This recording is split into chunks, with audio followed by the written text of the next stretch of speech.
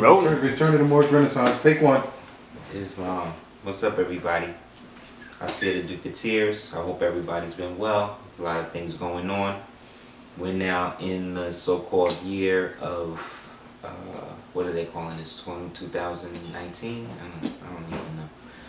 A lot of stuff going on, man. A lot of.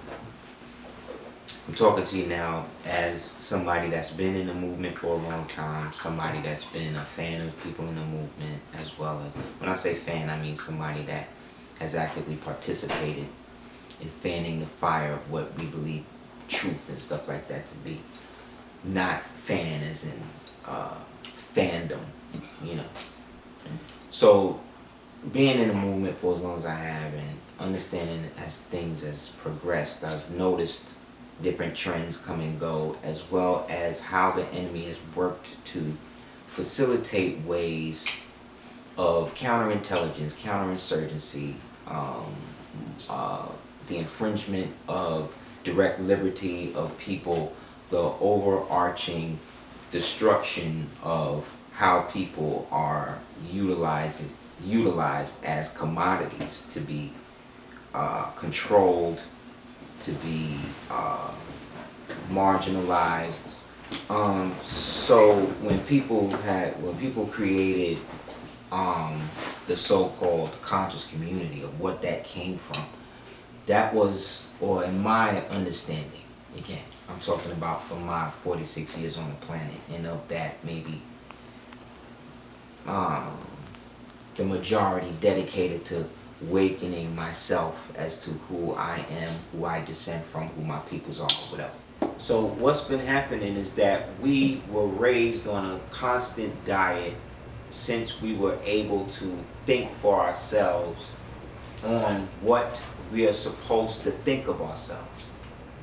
And that thing that we refer to as morality, or that thing that we refer to as uprightness, let's say the 5 principles: love, truth, peace, freedom, justice, equality. These things are a mandated aspect of uprightness. So if you have 33 lumbars in your spine, you're supposed to be upright in all manners of being. That is the unspoken relationship that civilization has with its participants. Therefore, everyone that participates in what we understand civilization to be are part of an organism that is bioluminescent, biometric, biodimensional, refractal, bio-intuitive. So because all of that is based on a commonality, that commonality is what we refer to as life. So life, the thing that we go about every day, when it says live your life, so I'm living my best life, what does that mean? What does life mean? Life is the thing that you're doing that allows you to be the observer and the participant simultaneously.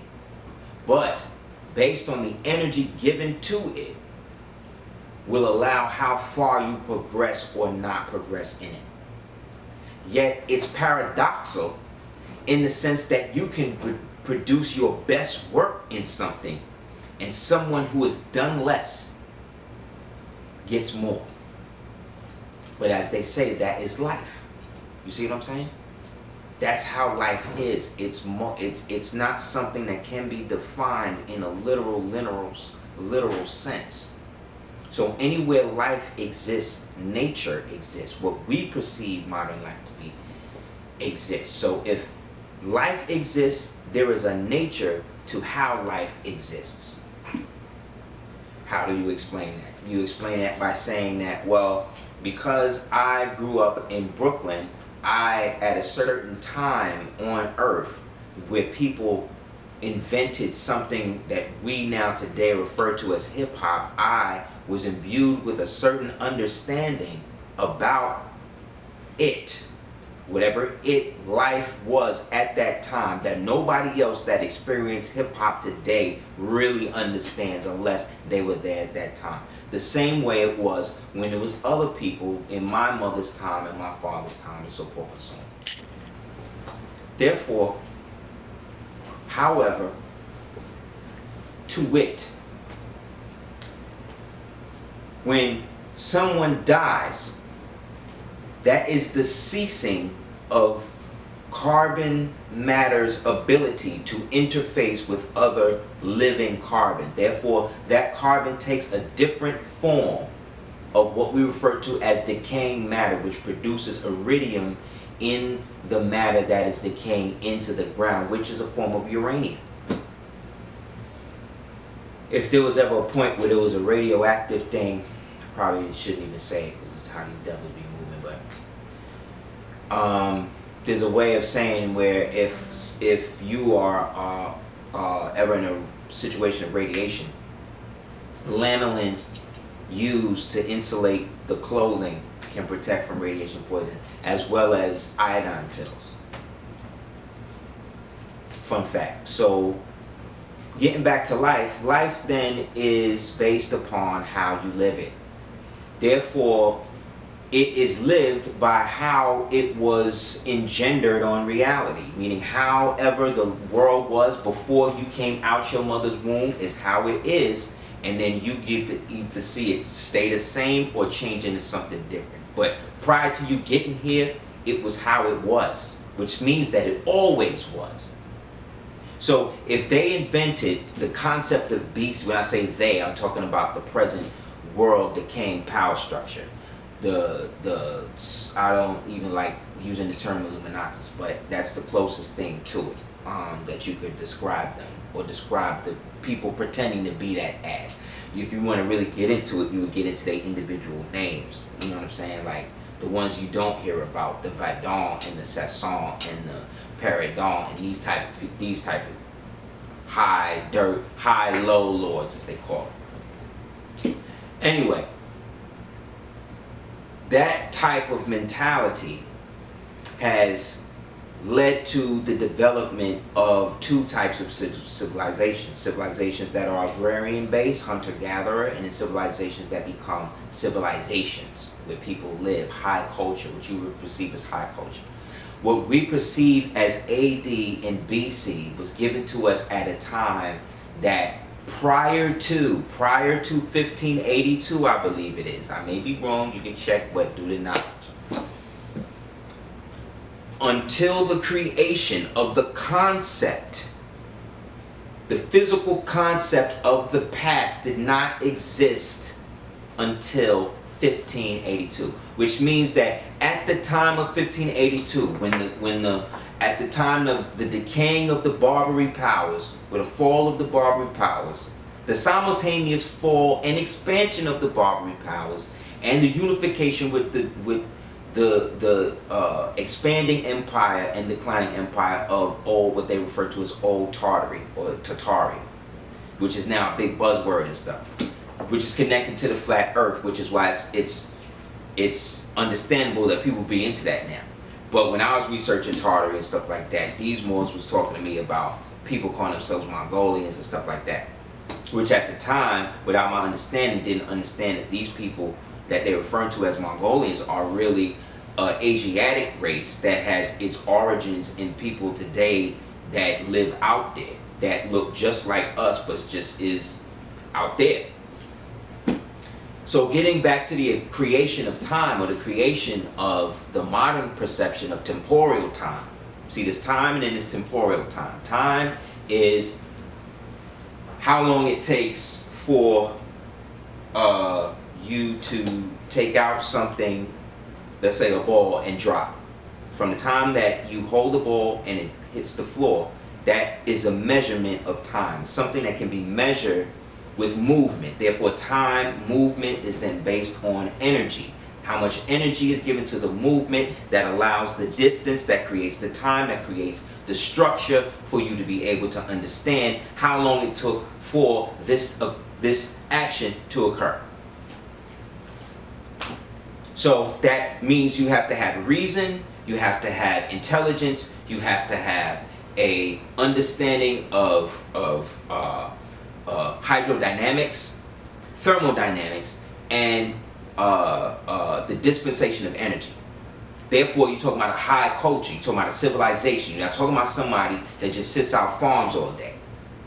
Therefore, we're talking about two different types of people who may have been a part of the same empire, right? Who fell, and then the people after invented something to make them think they weren't in what they've always been in. So let me put it another way. That would be like you buying a house or buying some land from somebody. And then when you buy the land, you don't just buy the land, you go and act like everybody that's on the land, you own, meaning you bought them with the land. So the problem with that is you can't do that to human beings. So if a human being is put in a situation where this is done to them, they are naturally going to rebel, because they either come from a civilization, a culture, of people who were raised with the idea of understanding that they could be whatever they want to be, not what somebody tell them they are, because they've always been like that.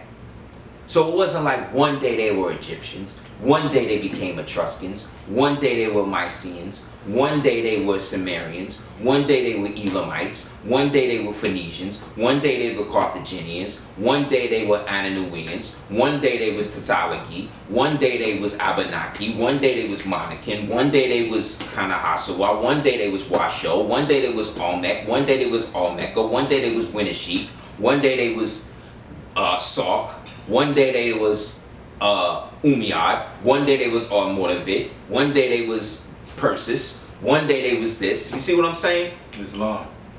One day is all days. It's all happening at the same time up until 1582, when the temporal powers of the Open Friendly Secret Society of the Vatican, aka and its military wing, the Good Society of Jesus, established the Dum Diversus, established the Intercatera, established the Te Deum, established the writ of discovery, the doctrine of discovery, manifest destiny.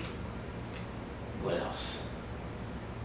The Monroe Doctrine, that was a United States bill that was enforced internationally, that established the continuation, the elevated continuation of a war that had been being fought since 3100 BC. But remember, BC don't exist because it didn't be created until 1582. So what was the world up until 1582? Up until 1582, everybody that was in the civilized world believed that they were a part of what we today have been meant to understand as the classical world. So when you ask what happened to the Egyptians, nigga, they just shipped them down the river to the Mississippi. What happened to the Sumerians, nigga, they just shipped them to the Crimea. What happened to the Etruscans, oh nigga, they got rid of them and shipped them down to the to Nova Scotia or whatever. And so you'll have nitpickers that'll be like, oh well, they didn't really send them to Nova Scotia. It was actually nobody that was there. They actually did it. Those type of people that make documentaries or stuff about what other people did is crazy. But think about it. We all are doing what somebody else did. So we all crazy. That's what I'm trying to say. It's a situation where everybody is at fault because everybody is acting like they don't understand what's really going on. Who's really at fault? who's really the devil. It has nothing to do with whether racism and things like that. Like all that stuff, that's the stuff that, again, the open friendly society of the Vatican, the good society of Jesus that established all of the 1492, you sailed the ocean blue. In 1492, Columbus sailed the ocean blue and brought Jesus and civilization to me and you, and then that's it.